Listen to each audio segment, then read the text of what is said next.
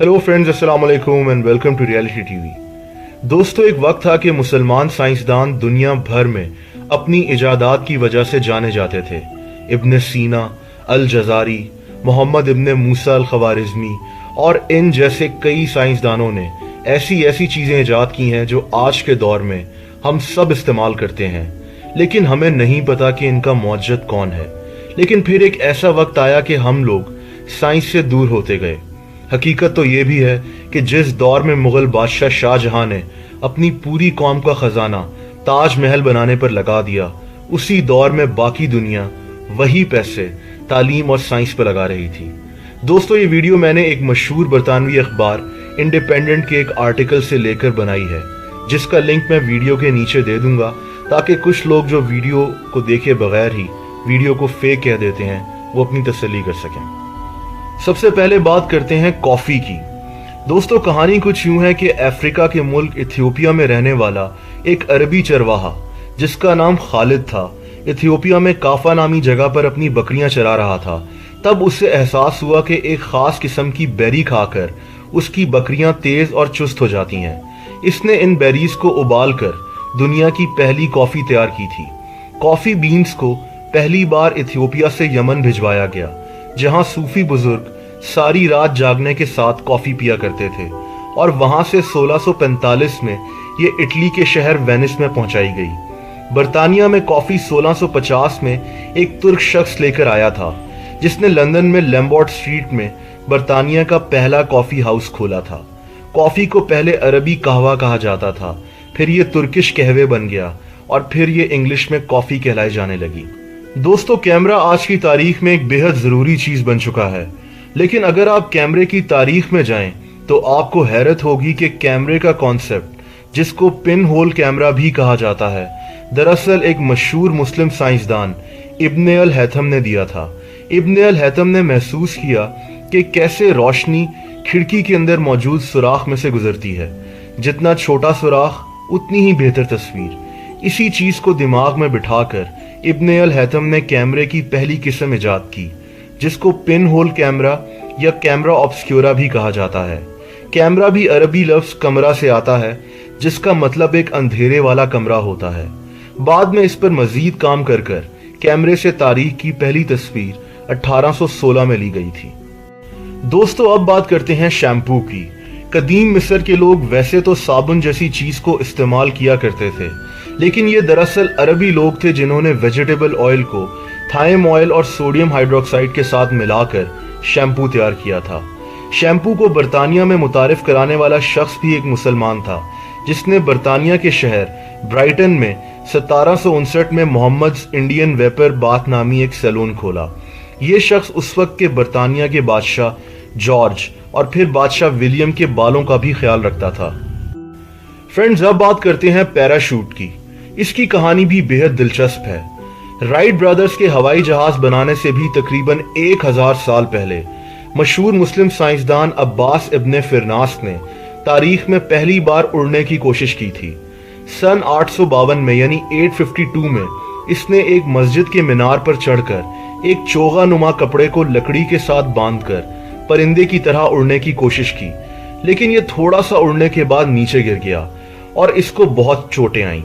सन 875 में यानी 875 में जब इसकी उम्र 70 साल थी, तो अब्बास इब्न फिरनास सिल्क के कपड़े और चील के परों से एक मशीन तैयार करने में कामयाब हो गया। इसने अब की बार एक पहाड़ पर चढ़कर उड़ने की कोशिश की और ये एक खास हद तक उड़ने में कामयाब भी हो गया।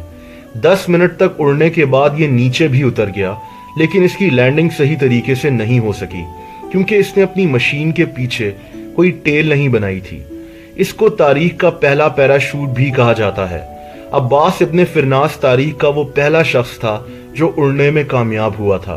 बगदाद इंटरनेशनल एयरपोर्ट पर अब्बास इब्न फिरनास का एक मुजस्मा भी नस्ब है और चांद पर एक जगह को इसी का नाम दिया गया है। दोस्तों, फाउंटेन पेन भी दरअसल मिस्र के सुल्तान ने सन 953 में यानी 953 में इजाद किया था। उस वक्त लिखने के लिए एक ऐसी चीज की जरूरत थी जो सुल्तान के हाथों और कपड़ों को खराब ना कर सके। इसने इंक को एक जगह डाला और उसमें पेन की निब को डुबोकर دنیا کا پہلا فاؤنٹین پین ایجاد کیا تھا۔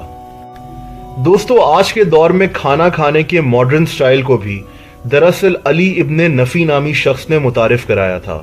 اس شخص کو زریاب یا بلیک برڈ کے نام سے پکارا جاتا تھا۔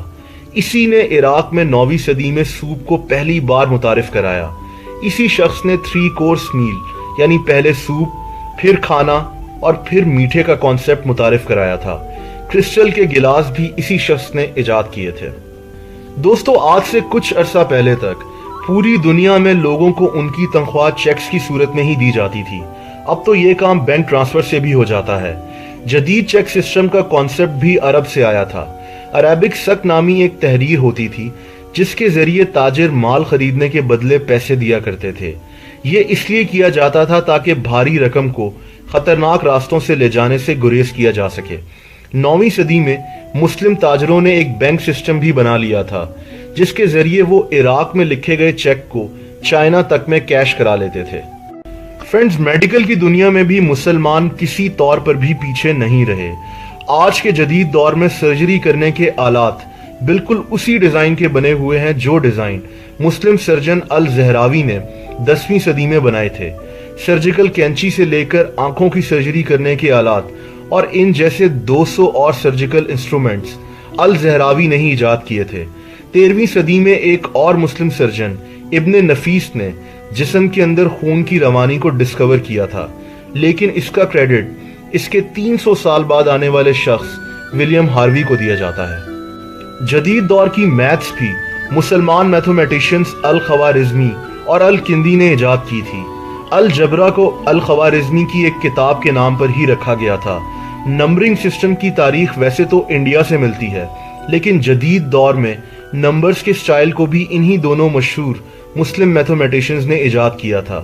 ان دونوں کے کام کو یورپ میں 300 سال کے بعد ایک اٹالین میتھمیٹیشنز نے متعارف کرایا تھا۔ دوستو، ونڈ مل ہوا سے انرجی حاصل کرنے کا ایک طریقہ ہوتا ہے۔ ونڈ مل کو بنانے کا سہرا بھی مسلمانوں کے سر جاتا ہے۔ اس کو سن 634 میں یعنی 634 میں ایک پرشین بادشاہ نے ایجاد کیا تھا۔ یہ اس وقت مکئی کے دانوں کو گرائنڈ کرنے اور پانی کو کھیتوں میں پھیلانے کے کام آتی تھی۔ جب عربی صحرا بالکل سوکھ جاتے تھے تو اس دور میں بنائی جانے والی ونڈ مل ہی کام آتی تھی۔ اس ونڈ مل کو 500 سال کے بعد یورپ میں پہلی بار متعارف کرایا گیا۔ دوستو، بہت کم لوگ یہ حیرت انگیز بات جانتے ہیں کہ ماڈرن یونیورسٹی کی بنیاد ایک مسلمان خاتون نے ڈالی تھی۔